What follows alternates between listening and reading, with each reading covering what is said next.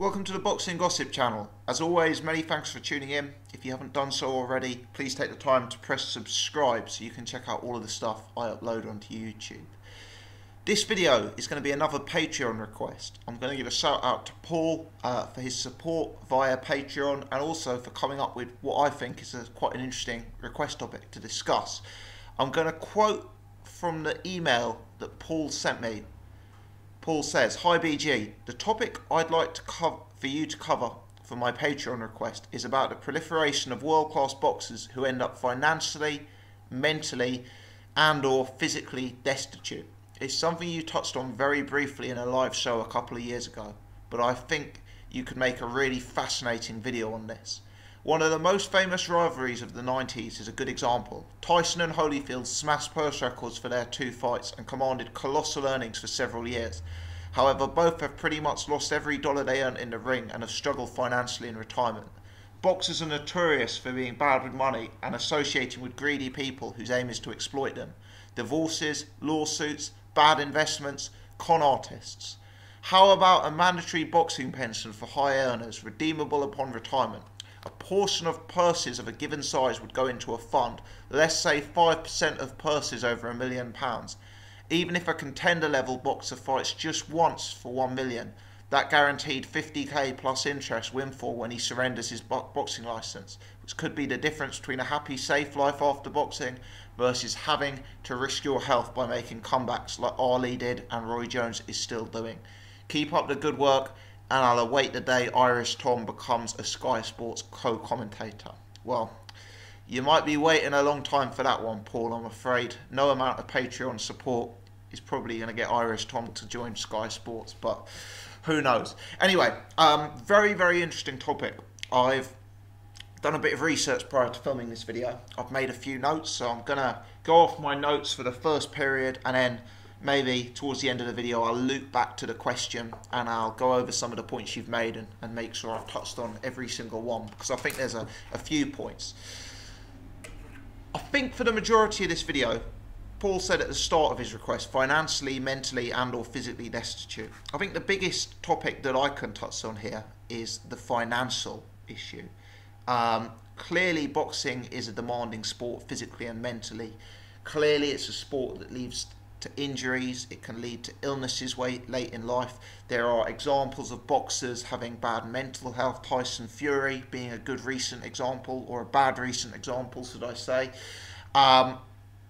A lot of those problems are going to be due to individual circumstances. They're going to be due to the characters individually involved. They're going to be to the individual physical circumstances that are sustained throughout the course of fighting careers. So we'll touch on that throughout the course of the video. But probably going to be talking about boxers and their finances is something that I'm going to be immediately able to add more value to, because I think that's something you can research and form a pretty clear opinion on, whereas physical and mental issues are going to be very, very individual, and something, you know, possibly you're going to be get a more educated opinion from a medical professional rather than myself. But certainly, boxers going broke is a major, major, major issue. In the question, Paul has referenced Tyson and Holyfield, which are two very, very highly publicised examples. Riddick Bowe, who had career earnings of circa 50 million, has recently set up a GoFundMe account or something of that nature where he's trying to get people to donate to his cause so he can keep his home. You know, there's plenty of really unfortunate examples of boxers losing a hell of a lot of money. I've seen, I don't want to focus on Riddick Bowe, I've seen him trying to flog autographs online. I saw a recent tweet from Zab Judah. Zab Judah started a second career as a nurse after boxing. At least that's what his social media appeared to indicate. You know, a guy like Zab Judah, not that there's anything wrong with a career in nursing, it's a perfectly good profession that adds a lot of value and people can earn decent money from, but it's just not something you would expect from a world championship level fighter like Zab Judah to be going into nursing. And it can be an awful look for boxing. Fighters like Roy Jones, who you've referenced, fighters like James Toney, Shannon Briggs, you know, every time I hear James Toney in an interview trying to speak, trying to still form words above his slurring. It kind of hurts to even listen to him. You know, it's not a pretty sight to see. It's a bad look for boxing, and unfortunately we've now got many examples of great fighters not having one fight too many, not having two fights too many, but going on for years and years and years after. You know, I did a video earlier this week discussing the Tyson versus Holyfield fight in '96, and in that video I discussed that in my opinion Evander Holyfield was over the hill going into that fight. Isn't it remarkable that 15 years later he was still fighting in the heavyweight division? James Toney still fighting in the heavyweight division. Shannon Briggs still fighting in the heavyweight division. Roy Jones coming back again to have another fight. This is January 2018. Roy Jones apparently coming back again to have another fight, presumably in the cruiserweight division. Not good to see, not good to see. So this issue of boxers going broke and boxers needing to fight for longer than they need to is a real issue. And for me it kind of links to that physical and mental injury and ill health that you've referenced in the question, Paul. You know, maybe if James Toney hadn't needed to have fought on for all of those years, maybe his mental health, maybe his physical health would be far superior. Look, boxing's a sport, it's a great sport, we all love it, but it's a sport where some of the hardest punchers in the world are punching you as hard as they can in your head. It's a sport that can, of course, lead to physical damage, to injury, to illness. It's a very dangerous sport by its very nature, and it all links in. So, having done an introduction, I'm going to briefly reference 3 factors that I believe contribute towards that destitution that some of the high-level boxers in the sport have suffered, and then we'll go on after those 3 contributing factors to discuss some specific examples. For a start, I'm not sure there is as much money in boxing as the average person sitting at home would think. Now, clearly, the guys who make the headlines, your Floyd Mayweathers, your Anthony Joshuas, these are guys who make superstar money. There are clearly guys in boxing who have made crazy money. Crazy money. But they are the exception rather than the rule. And it's only that top 1% who make the big cash at that sort of levels. When you drop below that level, it's surprising how much boxers earn. And I'm still talking about boxers who fight on TV. I'm not talking about guys who are fighting in small halls that the majority of people have never talked about. I'm talking about fighters who fight on live TV, fighters who are potentially world championship caliber fighters, and fighters who are potentially big names, although just below that superstar level. I read a recent piece online, and I can't tell you the piece was certainly factually accurate, but I can tell you that the piece I read said that Lucas Brown was hoping to get a purse figure of $300,000 to fight Dillian Whyte. Now, Lucas Brown is a guy who's formerly held a version of the world heavyweight title. He's an undefeated fighter. He's headlining at the O2 against Dillian Whyte, and his purse is $300,000. Now, $300,000 is a lot more than I earn, don't get me wrong, but then again, I'm not risking getting knocked unconscious and having my health damaged by an 18-stone Dillian Whyte every time that I go to work. I think people sitting at home have this misconception that when a fight like Dillian Whyte versus Lucas Brown gets made, the fighters are standing to earn millions and millions and millions of dollars. You know, they're fights that mean they'll never have to work again afterwards. You know, sadly, that's not actually the case. You know, we're going to come on to what comes out of that $300,000, what comes out of that person, the next point I'm going to make. But, you know, just take that as a starting example. Shannon Briggs, Fraser Quendo were due to fight for a version of the world title last year, the heavyweight world title. The minimum purse bid was $1 million to be split between both guys. That minimum purse bid I do not believe was met during the initial purse bid that was held for that fight. So, you know, examples of heavyweight clashes with well-known boxers, with boxers who aren't far off world title level, you know, and they're making that kind of money for world title fights, you know, or fights at a level just very close to world title. But it's not just the headline figures you need to take into account, because my next point is that the amount of money that gets taken out of these boxers' purses would astonish you. For a start, obviously there's tax to pay. Now we all have taxes, you and I have taxes, the boxers should be no different. But factor in that out of the purses, firstly they've got to pay tax. They then will have to pay their manager. They then will have to pay their trainer. They then will have to pay their cornerman, their cutman. Dependent on the nature of their deal, they may have to pay their promoter. Now Joshua probably isn't paying Eddie Hearn out of his purse if he's fighting on a Hearn show, but if a promoter gets you a fight internationally on an away promoter show, potentially you'd have to pay a promoter a cut out of your curse as well. I called it a curse there. I meant a purse. That was a total slip. But you know, maybe it's not a bad way of describing it for some of the incidences we're about to talk about. The boxer will fund a training camp. They might have to fund a nutritionalist. They might have to fund the strength and conditioning coach. They might have to fund all the sparring partners they bring in. You know, then you've got the sanctioning fees that come out of it. You know, the governing bodies might take a percentage or two of the purse because, you know, they've got a version of the world title or a prestigious ranking up for grabs. Look at the example of Shannon Briggs when he got beaten up by Vitaly Klitschko. Briggs claims that his hospital expenses after the fight came out of his purse. So, you know, I go back to that figure of $300,000 and, you know, I bet lots of us were sitting at home thinking, that's a huge amount of money for a fight. Well, what's $300,000 in sterling? Let's say it's, I don't know, I haven't got the exchange rate in front of me, so I'm bound to get this one wrong and someone's bound to tell me off in the comments. But let's say it's about £250,000, give or take. Let's say you have to pay 20% tax on that in the UK. You're left with £200,000. Then you've got the cuts to pay out. Now, I've done a bit of research into what these cuts are, and clearly the percentage cut that a manager is going to take, the percentage cut that a trainer is going to take vary from fighter to fighter. Guys like Floyd Mayweather, guys like Vladimir Klitschko, they're going to have greater bargaining positions and will have negotiated their trainers down most likely. Also, at the very, very high levels of the sport, these guys are potentially on set fees rather than fixed percentages. But some examples that I've seen online when I've, you know, seen this discussed, and I'm not going to give specific quotes because, you know, these are not sources that I'd necessarily want to pin my hat on. But several examples that I've seen online of people saying that a manager's cut can be as much as 30% of the purse, that a trainer's cut will regularly be as much as 10% of the purse. You know, if you factor in expenses like that after tax, then you factor in paying for the sparring partners, factor in your training camp, your strength and conditioning, your nutritionalist, your cornerman, your cutman, your medical expenses. You know, how much are you actually left with? You're going into the ring, you're doing a job where you are risking your life every time you step into the ring.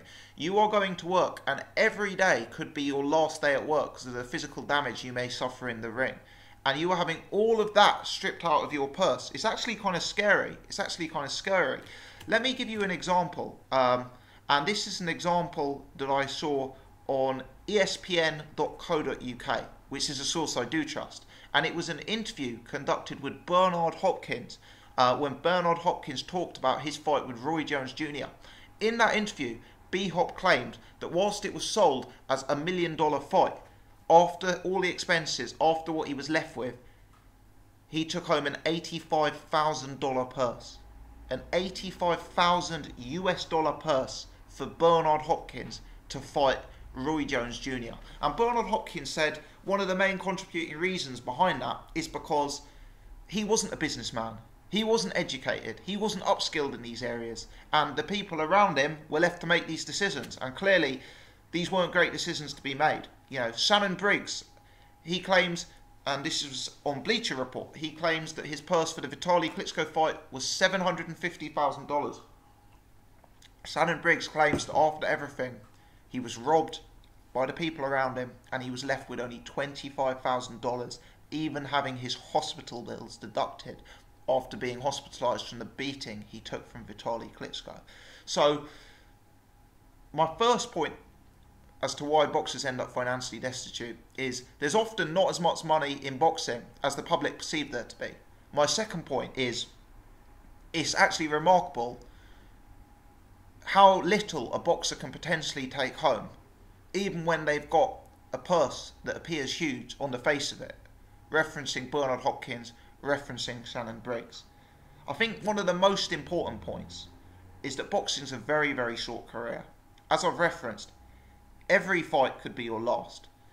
Prospects probably don't earn huge money on the way up, unless you're like an Olympic gold medalist or something. But prospects don't earn crazy money on the way up. They're often on undercards. The money's got to be kept for the main event fighters.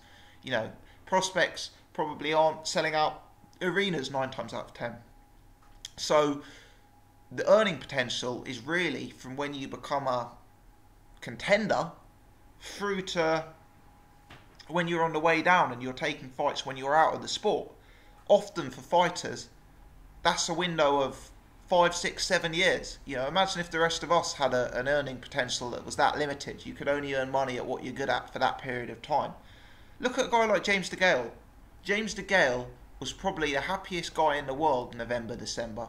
He probably thought he was going to smash Caleb Truax, get a £5 million fight against George Groves, get a £5 million fight against Chris Eubank Jr., maybe take on Callum Smith, maybe take some huge money to step up light heavyweight, and then sail off into the sunset. Look what's happened to him. He ended up losing at the Copper Box, and you know, potentially his career's over and he'll never bounce back. Potentially that payday against Groves, that payday against Eubank, that payday against Callum Smith, potentially it's gone. It's out of the window. He put in one bad performance, his earning potential is irreparably damaged. His career arguably is irreparably damaged. His legacy is arguably irreparably damaged. You know, James DeGale is a big name. He's an Olympic gold medalist. You look at how quick a career in terms of its financial opportunity can end. It's scary. It's scary. You know, I saw something go up on Twitter just before making this video about Conor Benn being thanked by a Range Rover dealership for his repeat custom buying a new Range Rover. Well, look, Conor Benn, I don't know how old he is, 20, 21, 22, 23. You know, he's already into repeat custom when it comes to buying Range Rovers. You know, this is not sensible financial decisions. You know, Conor Benn's career, imagine if he'd lost to that journeyman, you know, at that York Hall fight recently. The journeyman he went life and death with. How would that affect his earning potential going forward? You know, we'll have to see. When you're in fights like Conor Benn is, when you fight brutal fights with your chin up in the air and trading leather, you may not have a career that, like Bernard Hopkins, means you can fight onto your 50s, or like Floyd Mayweather means you can fight onto your 40s. You might be a shot fighter at 30. You might be slurring your words in your late 20s. The earning potential is very, very limited, but unfortunately boxers just don't see it that way, and I can't blame them. If I was 21 years old earning crazy money in every fight, it would be hard to picture that my earnings potential, my peak earnings, was right now. It would be hard to imagine being 25 and being broke. You know, when you're 21, when you've got your whole world ahead of you, you picture your earnings going in an upwards trajectory. It doesn't occur to you that you may already have peaked. And this is why you see so many young fighters splashing the cash, buying Range Rovers, doing all of these crazy things before they've set themselves up financially. Boxing is a weird sport. It's a sport where you get punched in the head. It's also a sport where very few of the high-level boxers are guys who are university-educated guys. You know, Nathan Cleverly, one example, he's been very, very sensible financially as I understand it. He went to a good university, got a mathematics degree. But he's the exception, not the norm. Often boxers are people from troubled backgrounds. They're often people who, you know, maybe haven't flourished well academically. They're people who don't have the level of education that a guy like Nathan Cleverly has. Combine that with getting punched in the head all too regular. Combine that with earning huge amount of money in your early 20s. You know, and it's no wonder that certain guys aren't making the most sensible financial decisions. You know, and it's bad to see because these guys go broke when they're in their 30s, and what have they got to show for it? You know, a designer pair of jeans they bought 10 years ago, that's probably not going to help them out too much, and it really is sad to see. You know, look at other fighters. Look at guys like, you know, sometimes promotional issues are another thing to factor in. You look at guys like Andre Ward. Look at guys like Mikey Garcia. These are sensible guys. These are guys who've made good decisions throughout their careers on the whole. But these are guys who've had promotional issues and it's kept them inactive and out of the ring for years. Think of Mikey Garcia's inactivity. Think of Andre Ward's inactivity. And these were in peak earning years. So things like promotional issues are huge, huge, huge factors to consider. And a lot of these fighters sign their promotional contracts and organise these deals when they're young, when they're vulnerable, when they're desperate for a way into the sport, and then by the time they're making big money, they're trapped. It's a real thing to consider. There also seems to be this increased trend of boxers thinking they're businessmen. They look at guys like Floyd Mayweather and David Haye, and now Anthony Joshua, who's obviously co-promoting shows with Eddie Hearn. And all boxers want to think of themselves as businessmen. Whether it's a desire to say you do more in life than just hit people, or whether it's, you know, trying to build your own brand rather than being subservient to a promoter. Both are admirable wishes. But sometimes there's a reason that guys like Eddie Hearn are successful businessmen, and there's a reason that boxers aren't businessmen. And I'm not saying this is in every example, but a lot of these boxers thinking they can just go into business, thinking they can go and make huge investments into, you know, other things. Sometimes it ends in disaster. Sometimes it negatively affects their boxing career. Sometimes it negatively affects the boxers that they're associated with. And, you know, on the whole, that's something you've got to be very, very careful of. So I'm droning on now, but several contributing factors to me as to why boxers become financially destitute. And I think it's very, very linked to that mental and physical destitution where guys have to fight on for so long and have to take fights they shouldn't take due to their finances. But just to summarise, there isn't as much money in the sport unless you're the Floyd Mayweathers, as many people think. Even if you get a six-figure purse, the amount that comes out of it after you paid tax, after you paid all the people around you, and some of these boxers have huge entourages, huge entourages. You've only got to start going to weigh-ins to see that. And as Paul references, there's a lot of history of people hanging around boxers who have, bad intentions to kind of skim their money off them and cling on to them. But, not as much money in the sport as people think. All the money that gets taken before it actually ends up with the boxer. The fact that boxers have very, very, very short careers, but often can't see that till it's too late. The fact that they sign promotional deals when they're young and desperate to get a sort of foot in the door, and then they're subject to those deals later on. It creates this difficult framework and this difficult situation, and on occasions it leads to disasters. It leads to disasters like, Roy Jones. It leads to disasters like Holyfield going bust. It leads to Bernard Hopkins claiming to get an $85,000 amount from $1 million fight against Roy Jones. It's not a good look.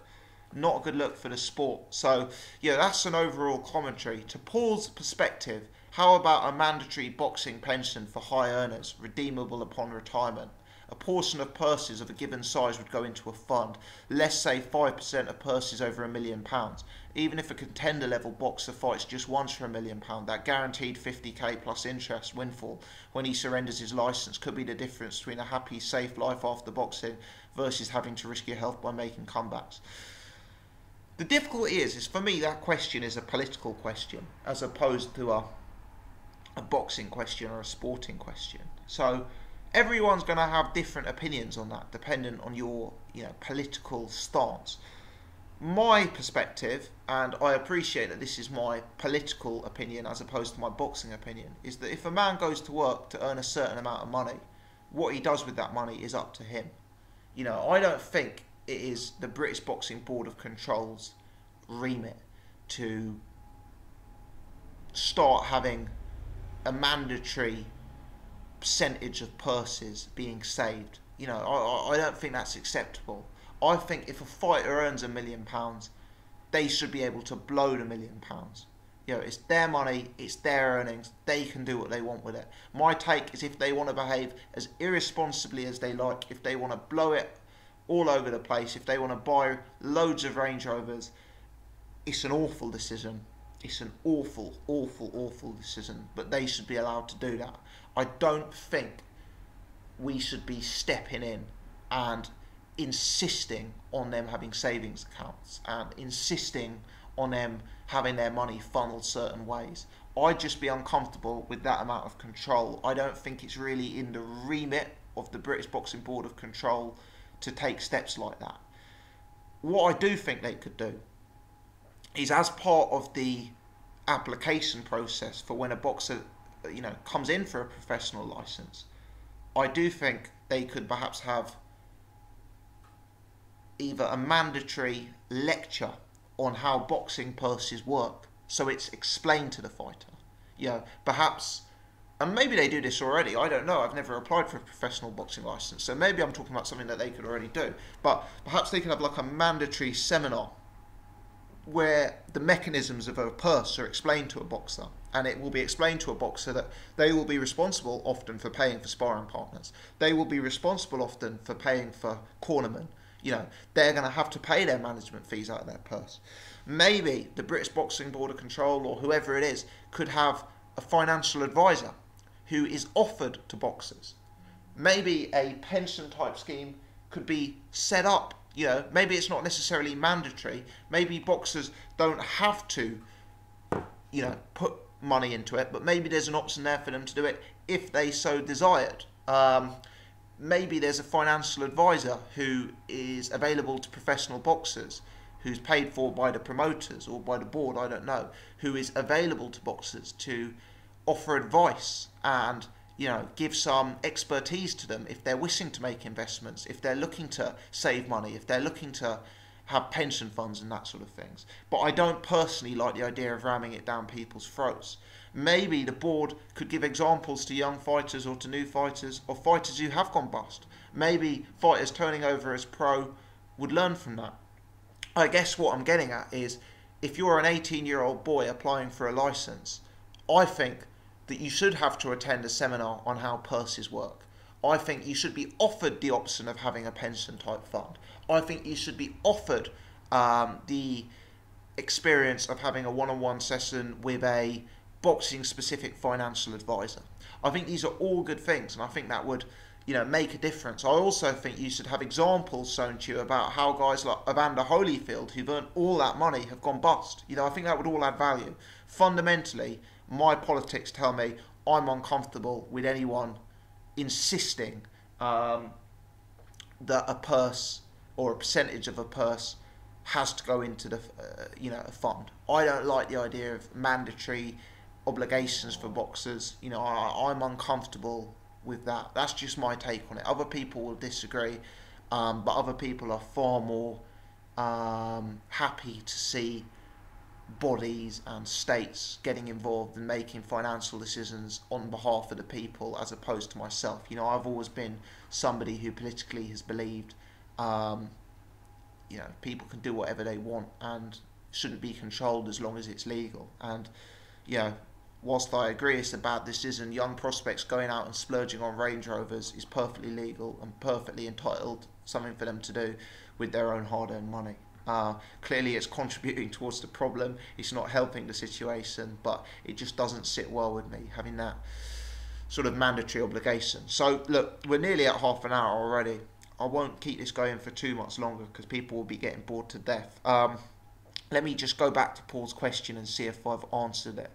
Yeah. You know, I think hopefully I've answered the question, Paul. Let me know if I haven't.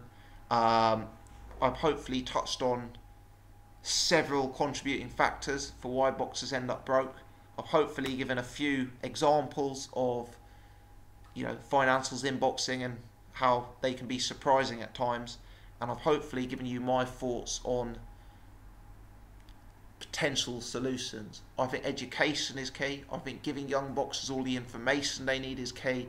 I think giving them access to specialist advice is key. I think giving them examples of boxers who've gone wrong in the past is key. I think all of these things could add huge value. Whether a mandatory fund is a good idea, I think that depends on your personal politics. Guys, let me know your thoughts on this video. If you've stayed throughout the course, let me know. Give the hashtag Riddick Bow if you've stayed with me for 28 minutes, or make a comment about Riddick Bow in the description, in the comment section below, and that'll tell me that you've been one of the faithful who've made it to 29 minutes and counting of this video. I hope you've enjoyed the video. Very, very different type of stuff to what I usually cover, so keen to hear whether people enjoy it or not. Leave your comments in the section below. Normal request goes out as ever. Please hit the thumbs up button, please press subscribe if you haven't already done so, and once again, huge thanks to Paul for support via Patreon and for coming up with a video request. I've actually really enjoyed researching and filming this topic, so yeah, many thanks, and as always, appreciate you guys tuning in.